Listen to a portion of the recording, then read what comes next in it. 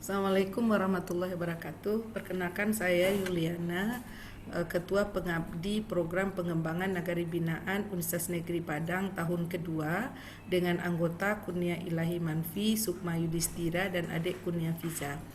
Adapun judul dari program pengembangan nagari binaan yang kami laksanakan adalah pengembangan potensi kawasan Payo sebagai agrowisata di Kota Solo. Kawasan Payo ini ditetapkan sebagai kawasan agrowisata oleh Pemkot Solo karena keindahan alam dan potensinya dalam pengembangan berbagai komunitas, baik perkebunan, hortikultura, pangan, dan tanaman rempah. Dan kawasan Payo ini berada di Kota Solo, tepatnya di Kecamatan Lubuk Sikarah, Kelurahan Tanah Garam. Tujuan dari program nagari binaan ini adalah mengembangkan agrowisata Payo berbasis masyarakat, meningkatkan pengetahuan dan keterampilan masyarakat dalam pengelolaan kawasan agrowisata Payo, dan meningkatkan kualitas hidup anggota masyarakat dengan mengembangkan kewirausahaan seperti membentuk UKM terkait produk agro maupun mengadakan atraksi wisata. Berbagai potensi yang dimiliki oleh kawasan Payo dengan luas lebih kurang 24,36 km persegi dengan hasil pertanian tanaman pangan berupa padi dan jagung, perkebunan kopi, kakao, kemiri, cengkeh, dan kayu manis, juga potensi hortikultura seperti bawang merah, pisang, manggis, dan tanaman hias, hingga tanaman rempah seperti kunyit, jahe, dan gadamu. Namun beberapa masalah yang ditemukan adalah kurang terampilnya masyarakat dalam mengelola kawasan Payo ini. Yang kedua, belum adanya unit usaha kawasan agrowisata Payo yang dapat menampung hasil-hasil pertanian ataupun hasil-hasil perkebunan. Kemudian belum adanya atraksi wisata Payo sehingga selain dari bunga krisan sehingga akan menambah daya tarik daerah ini dari wisatawan atau pengunjung, dan masih terbatasnya promosi wisata kawasan Payo. Kami selaku pengabdi melaksanakan atau mengambil beberapa metode di dalam pembinaan ini, yaitu pertama melakukan analisis lingkungan dan penyusunan program. Yang kedua, pelaksanaan program pembinaan yang berupa ada pelatihan, kemudian ada pendampingan dan pembinaan, kemudian bekerja sama dalam pembuatan UKM dari produk agro yang dilakukan secara demonstrasi dan praktek, dan pendampingan dan evaluasi. Nah, solusi dan target luaran yang diharapkan di sini adalah hasil analisis masyarakat dan lingkungan baik SDM dan SDA-nya, terlaksananya pelatihan tata kelola kawasan agrowisata Payo ini sehingga dapat meningkatkan pengetahuan dan keterampilan masyarakat, kemudian terbentuknya unit usaha produk agro, kemudian juga berkembangnya atraksi agrowisata Payo dan memperluas promosi agrowisata Payo. Di samping target luaran yang wajib dipenuhi adalah publikasi ilmiah, kemudian di jurnal nasional, dan juga publikasi di media cetak atau online, dan video kegiatan. Kegiatan yang telah dilakukan, yang pertama adalah pertemuan dan fokus group discussion dengan antara tim pengabdi dengan Kepala Dinas Pariwisata Kota Solo, Camat Lubuk Sikarah, kemudian Lurah Tanah Garam, dan juga kelompok sadar wisata daerah sasaran, dengan hasil menetapkan kegiatan prioritas dan penyusunan tahap kegiatan dan jadwal pelaksanaan yang telah dilakukan tanggal 15 Juli 2020. Dan pada kesempatan ini langsung dibuka oleh Kepala Dinas Pariwisata Kota Solo, yaitu Ajay Elvi Basri, SEMN.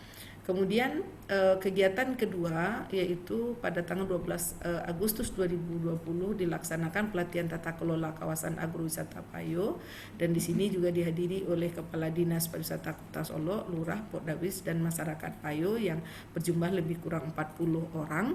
Dan setelah pelatihan ini maka ditetapkanlah kawasan Payo sebagai kampung wisata Payo dengan SK yang dikeluarkan oleh Dinas Pariwisata Kota Solo. Kemudian diperkuat lagi ketetapan SK ini dengan SK tim pendamping dan pengembang kampung wisata Payo yang ditetapkan oleh keputusan Wali Kota Solo.